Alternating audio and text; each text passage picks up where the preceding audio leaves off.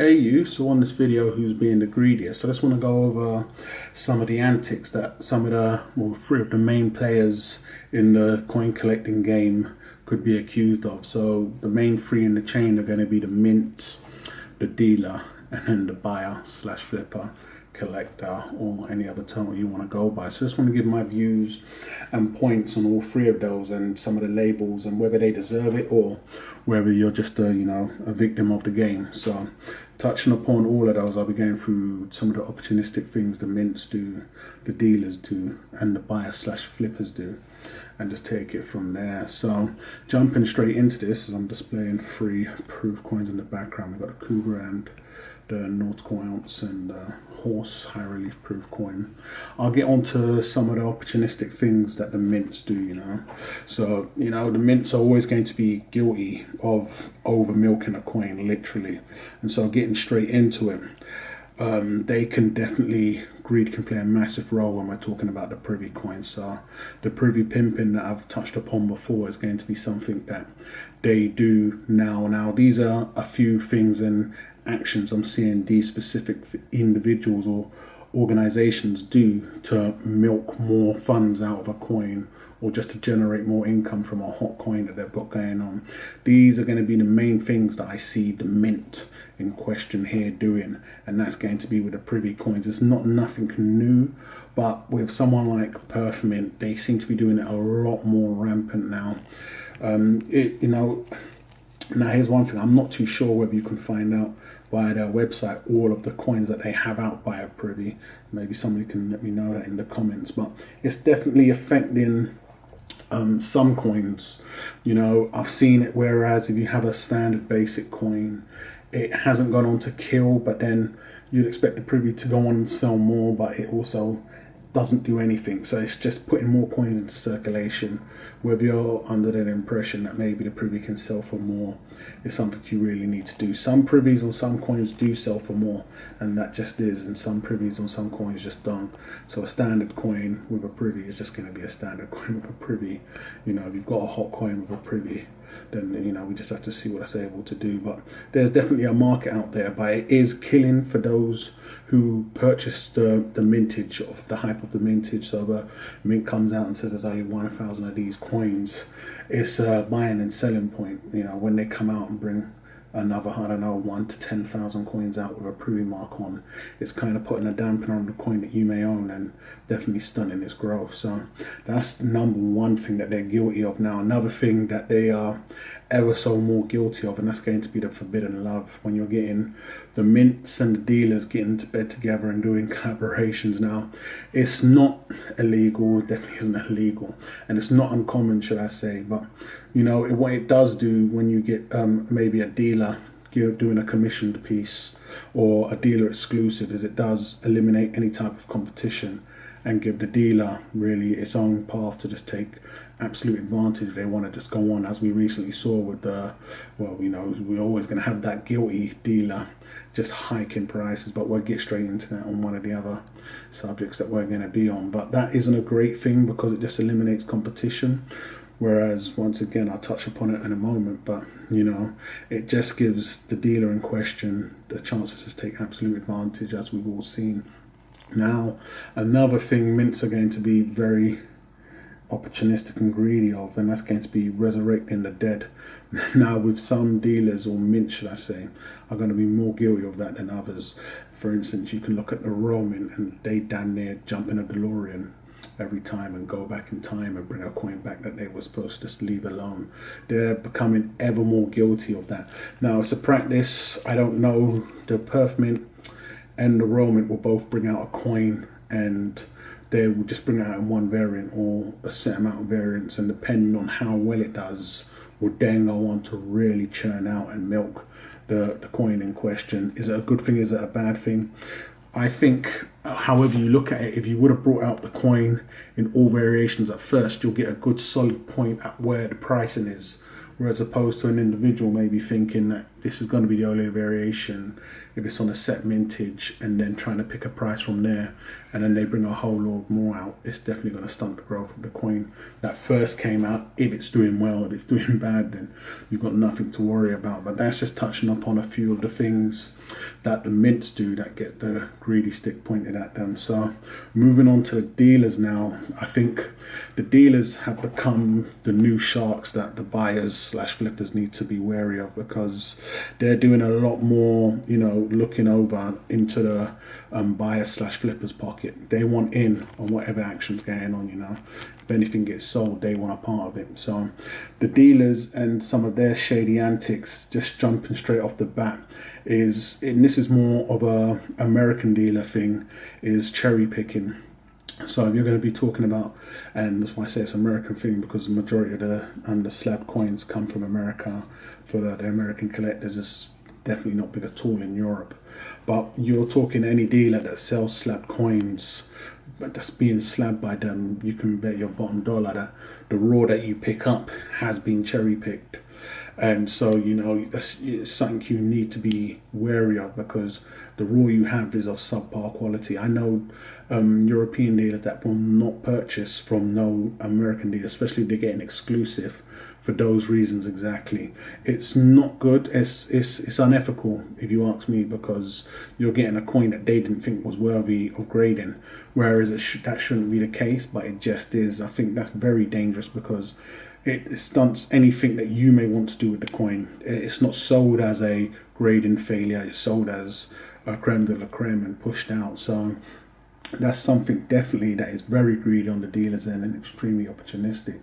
But then we have another thing that we have going on with the dealers, which is the most dangerous in my eyes, and that's the price hiking. Now, there's two ways to look at it. Is it bad, or is it just business? And it all depends on who you're asking. But whether you like it or not, the dealers want in on the action. They've been grading forever, but they're seeing prices go on the secondary market from the buyer. Like I mentioned in the chain, you have the mints that make the coins. You can either buy directly from the mint, or majority of the time the mints give to a dealer to sell to them, and then they give it to the buyer. If we're at a point where the mints churn out in milk every coin and give it to a dealer at a set price, and the dealer has to sell it at maximum.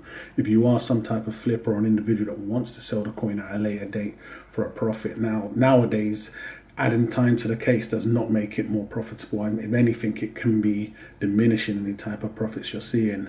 If that's going to be the practice, then it leaves absolutely nothing left over for the buyer, collector, or the flipper, or anything of the like. So you have these dealers that are paying attention to that. Now, from the recent frenzy, I would accuse all dealers of this worldwide. With the dog that we just saw on the Rwandan Luna case, it was absolutely ridiculous.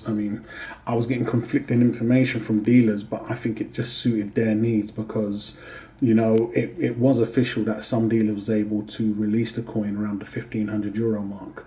And I was hearing back from dealers that they purchased the coins off of the dealers that they get the coins off for an increased price, and that wasn't true. So it was just pure greed, basically. You had some dealers slapping the coin up in the 2,000 plus euro mark and having to really pull their own, wind their own necks in and bring the coin back down below the 2,000 mark. So it was pure greed. It was dealers acting upon the demand. There's nothing you can do about it. You can scream boycott or the likes of, and just, vote with your feet and all of that stuff. But this isn't the only market that happens, and it happens in every single market involved, whether you're talking fruit and veg or whatever. It's just one of those things. But it's becoming, I don't know, I've only been in this for about 3.5 years, release of this video, but it's more dealers paying more attention. And I've said this before when individuals have not listened, when I've said they're paying a lot more attention on the forums and the eBay sales and even YouTube. And if they can see an opportunity with the Rwandan coins, I find it bad, because we're talking about the second release. The first coin didn't do as well because it was a slow burner. I somewhat blame myself, because I'd done a lot of groundwork on that coin once I figured out how great it could be and the potential massive gains at a later date, and that's gone on to be the case. But seeing how the dealers are now playing such a negative role in the coin, especially on a coin when we're talking the gold, where there's an extra 88 coins in circulation, but the price point started at such a ridiculous price point. I find it counterproductive for the coin. So, you know, this is the second coin. We've got down there another 11 more years to go, and we're getting this type of frenzy. There's a few things in it that I may do a separate video that I can see if they don't correct on upcoming releases, it's going to do more harm than good. Then you have like the recent case with the swans. With the swans, I knew they was coming, but it wasn't going to be something I was going to be investing in, because personally, these are my own personal beliefs here and thoughts, that I think a lot of the hype was off of the BU coin. Now that's a great thing, because you know the BU's gone on to do great things, but the new release, mainly the silver proof, has stunted the growth on that coin. I've mentioned before, whatever you're seeing sold and asking price are two different things to what you sell it for. So if an individual got the coin in at the 60 mark or the 70 mark, my advice to you would be to sell that at a profit now if you can and if you could, because there's no point believing it's instant equity until you really put it into motion. Because with that coin, I think it's going to see the same type of situation that happened with the double kookaburra coin. Everybody that wants that coin now has that coin. Everybody that wants the silver proof swan coin has an option of buying it from the dealer. Another thing I've seen is that individuals will sooner pay high prices from a dealer than on the secondary market, say eBay or something of that type. And it's just is, unless you're the only resort on eBay, then you may be able to go on and get that. When you have them now slabbed, the silver proof swans, and Atmex milking it to the way it's been milked, if you was able to capitalize on that coin at an early low price, I would say test the waters and see what you can go on and sell that for. With a lot of the pertinent stuff, as I'm showing now with the proof stuff, it being a first and all the rest of it, it just doesn't work out like that. And this is from my own personal experience.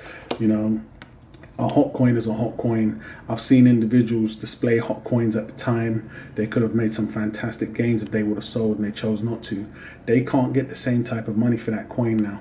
Something bigger and better is always going to come out. You know, there's one thing I'm very happy I'd done. It was flip those 200 BU swan coins. I didn't even get ceiling price. I got the perfect price. And you know, individuals may want to be focusing more on doing that than believing they can hold or collect a coin forever, and especially when it comes to the silver as well, and it go on to do just appreciate and do great things. Because from what I'm seeing from my own trades and experiences, it's not the case. But in the end of the day, I can be totally wrong and everything can go any other way, but I'm just going off of my own personal experiences. But that's going to be the main thing that the dealers are being guilty of, and that's the price hiking and the cherry picking and just being the absolute sharks in the game at the moment, looking in the pockets of the buyer slash collector and just wanting in on that.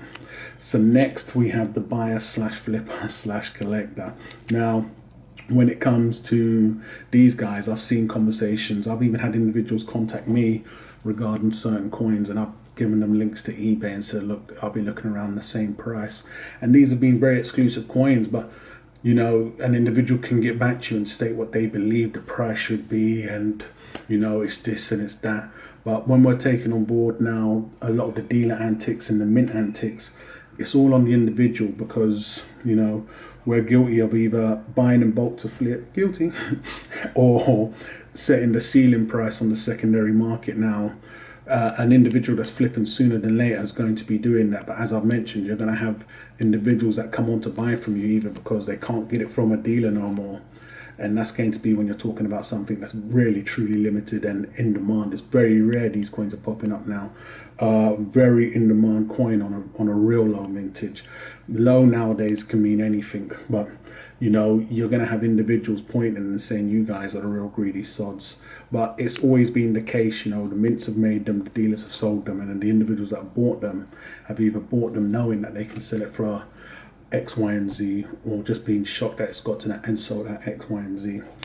With what we're in now, the market we're in with the coins, I personally think flipping them sooner than later is the best option. As I've mentioned, I've seen hot coins go on to be cold coins. You know, individuals may be holding on to damn near ice slabs, believing that when the time comes they're going to get this, this, and this for it. I've taken the coins that I've known was decent or been decent at the time, and it ain't as hot no more. So what you're seeing when it comes in terms of, you know, this is what they're or this is what the price is right now. Remember, asking and getting are two different things. So that's just a few things that each of those individuals in the chain, the mint, the dealer, and the buyer slash flipper, can be accused of being greedy of. So it'd be fantastic to know whether you think all are being greedy, or it's just pure business, or one's being a lot more greedier than the other, and just your thoughts on it in general. I mean, in the end of the day, the best advice is going to be when we're talking about a collector coin, and that's what I've been referring to here, modern collector coins. You're going to want to get the coin the second it comes out. How do you find that out? We've done videos on that before. And on collector pieces in general, you're going to want to flip them a lot sooner than later on certain pieces. So these are just a few things you may want to take into consideration if you're in this game to flip sooner or later, whether you're going to be selling at a later date for a profit, you're a flipper, whether you like it. This is all going to mean absolutely nothing to a pure collector. They're getting the coin because they love it. Price is not going to play no role. So it'd be fantastic to know what you guys think of this video. Hate it or love it, let me know what you guys think. Go ahead and subscribe if you haven't done so already. Don't forget to come and follow me on those other platforms that I've left in the description. And I'll catch you guys on the rebound.